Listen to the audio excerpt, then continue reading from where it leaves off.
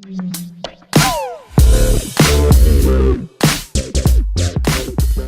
another video, today's video is going to be about why you should buy a G37s in Dubai.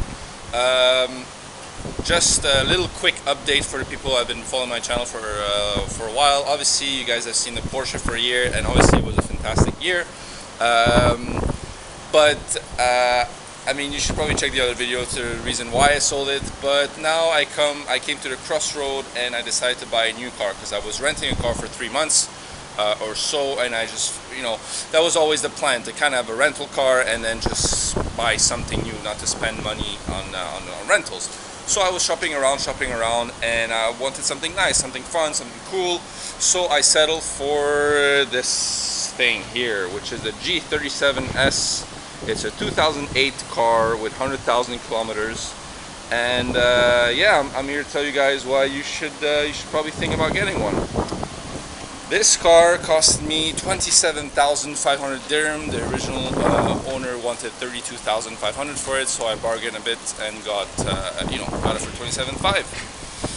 It was only one owner previous to that, and yeah, surprisingly, it's only 100,000 kilometers. So just to put it in perspective, for about 35 to 40,000 dirham, you could get like a Toyota Corolla with like 60,000 kilometers on it, or you could get this top of the line beast of a car for around 30k. So it's kind of a no-brainer. Obviously, it's kind of spinning a wheel. You never know what's going to go wrong with it, but for 27,000 dirham, which is approximately like 9,000 US dollars, it's kind of a no-brainer, I mean, in my opinion. So let's first off the styling.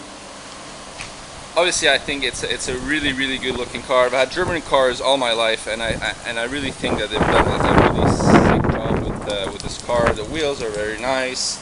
The front end it looks very, I mean, it speaks for itself, really. If you think about it, it's a 2008 car, and it really looks the part until this day, 10 years later. The back looks fantastic. The lines are pretty seamless. So yeah, guys, the color I wasn't sure at first, but it's kind of that infinity blue, so it kind of grows on you, and I think for this car it really looks good actually with the blue. Alright guys, now let's do a little overview about the interior.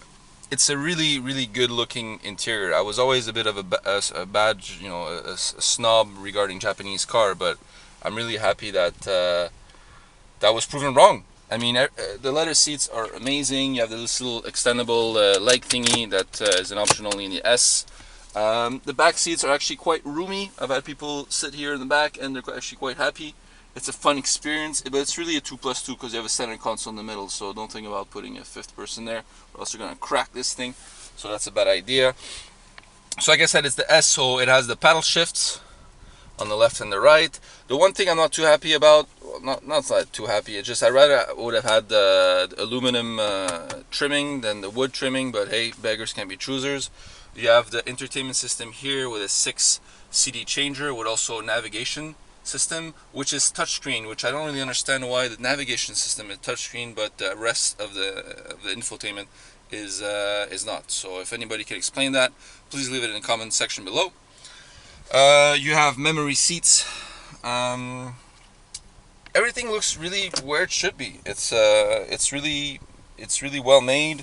You have lots of storage space here for your keys, for your your gate access and coins and all this and that.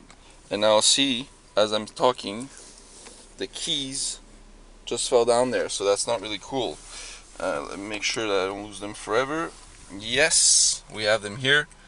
Keys, cruise control, Bluetooth, rear view camera even. So if I can get into gear, a rear view camera which still works after 10 years. So I'm just really impressed with the car overall, with the way that person actually took care of it. So obviously there's going to be a lot of lemons on the sites that you look for cars. So definitely I wouldn't say buy the first one you see. I actually saw quite a bit before deciding to buy this particular one. I mean, you make sure as much as you can. You make sure that service are done on time, that they're always done at Infinity, and you can also check it before you buy it.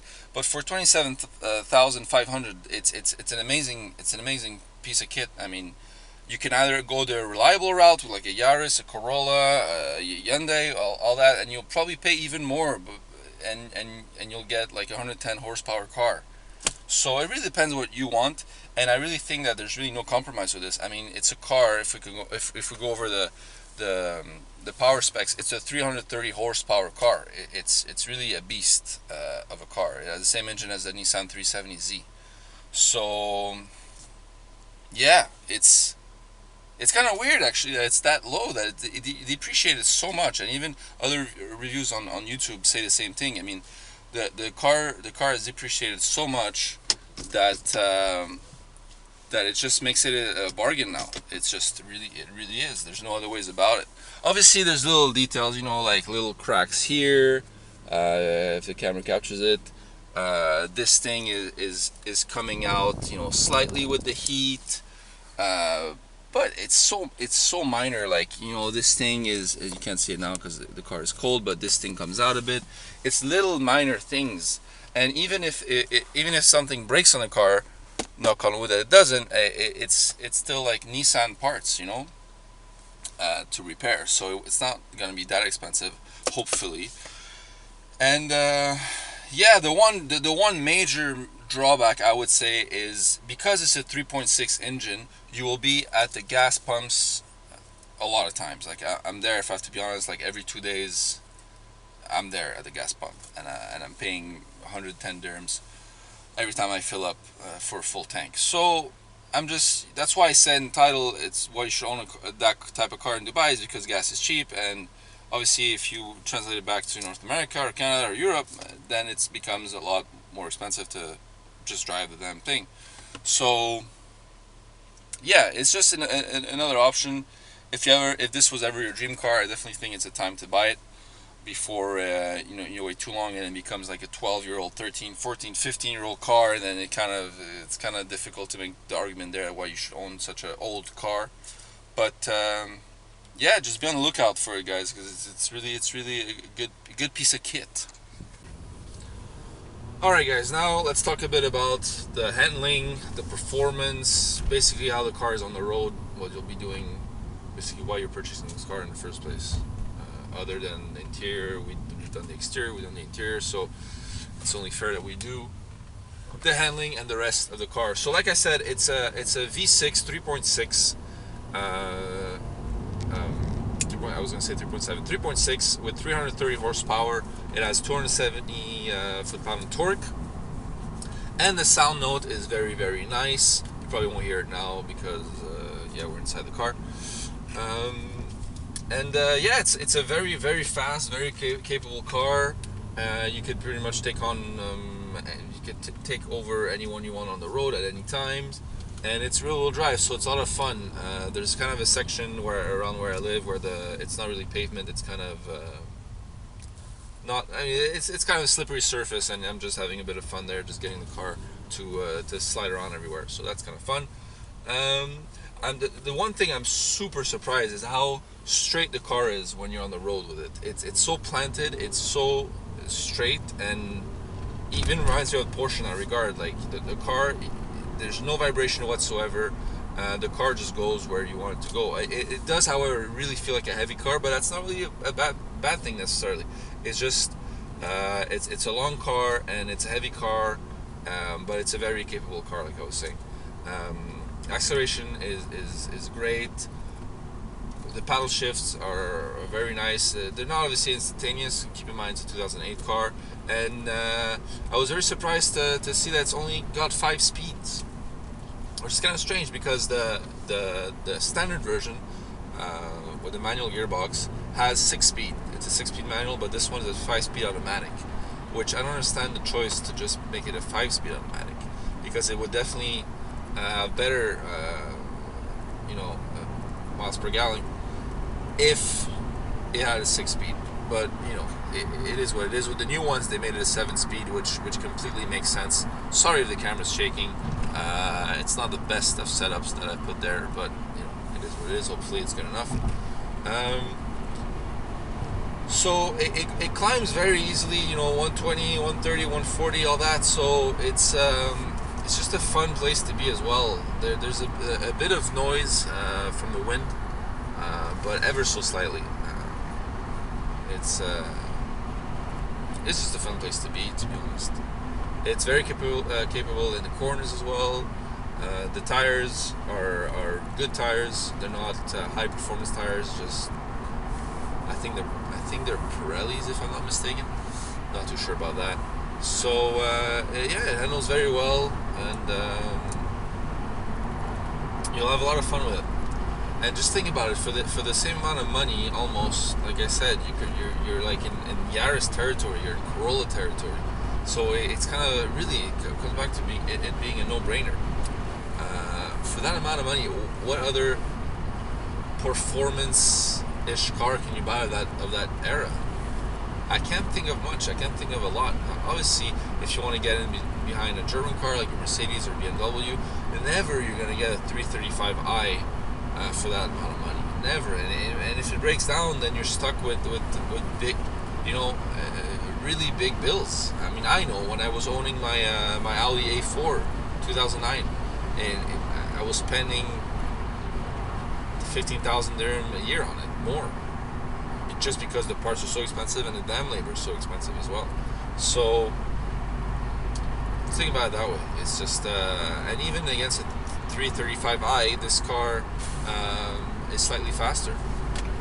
So those Japanese guys, I'm telling you, they've done a great job with this one.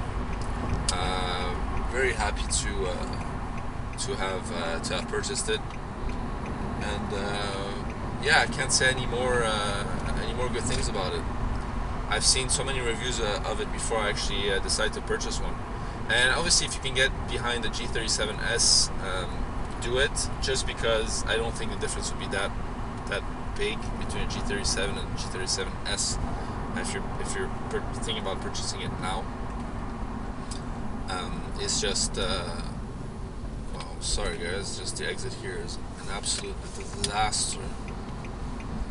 So yeah, try to get the G37s. The sedan is nice as well, but I think the money car is the coupe. That's my personal opinion. There were some G25, G35, but I think that's going a bit too old if you go like 2006. Yeah, I think 2008 is the cutoff for getting a G37 and a G37s. And also, I got lucky with mine because it only has 100,000 kilometers in the dash. So, all in all, guys, if you have the spare cash, if you want something fun, something old as well, I would definitely recommend it. Do I miss the Porsche? Yes, I would be a clown. I would be a monkey's uncle if I said I didn't miss the Porsche. But I do think that coming off the Porsche, having a 3-month rental car that was absolute trash, to jumping into a great car like the G37s, I can't be happy. I can't be any happier, really. So yeah, guys, let me know in the comment section below what you guys think of this car. Would you ever get one? Do you want one? Do you think it's a good looking car? Do you think it's bad? And then we can discuss. Do you think I made the right choice with this car? Do you think I overpaid? Do you think I paid the right amount? I want to hear from you guys. So do let me know. And yeah, guys, I will see you guys on the next one. Peace. But here for another video. Today's video is going to be about blah, blah, blah.